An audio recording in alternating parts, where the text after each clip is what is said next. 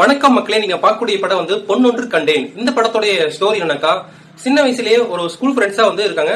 ஒரு பொண்ணு லைஃப்ல வந்ததுக்கு அப்புறம் ரெண்டு பேருமே வந்து பிரிஞ்சிடறாங்க.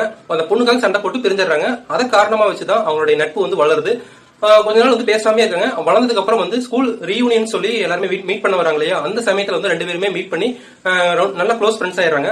அதுக்கப்புறம் வந்து ஃப்ரெண்டோட லைஃப்ல வந்து ஒரு பொண்ணு என்ட்ரு ஆகுறாங்க. அந்த பொண்ணை பத்தி ஃப்ரெண்டு கிட்ட வந்து நான் இந்த மாதிரி லவ் பண்றேன் அப்படின்னு சொல்லி கவிதையா சொல்றாப்புல நிறைய.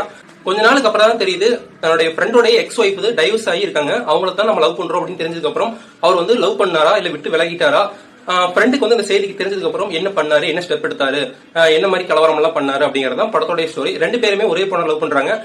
படத்தோட எண்ட்ல வந்து எப்படி முடிச்சாங்க அப்படிங்கறத படத்தை பார்த்து நீங்க தெரிஞ்சுக்கங்க. படம் வந்து ஒரு சீரியஸ்னஸா கொண்டு போயிருந்தா படம் வந்து ஒரு அருமையான படம்னே சொல்லிருக்கலாம். ஒரு வெகுளித்தனமா ஒரு ஜாலியா கொண்டு போனதுனால படத்தை வந்து சீக்கிரம் முடியுப்பா அப்படின்னு சொல்லி நம்மளே வந்து சொல்ல வச்சாங்க. ஏன்னா அந்த அளவுக்கு வந்து போர் அடிக்குது இன்டர்வலுக்கு மேல. படம் வந்து பிடிச்சா மட்டும் பாருங்க. இந்த வீடியோ பிடிச்சிருந்தா லைக் பண்ணுங்க, ஷேர் பண்ணி கமெண்ட் பண்ணுங்க. நெக்ஸ்ட்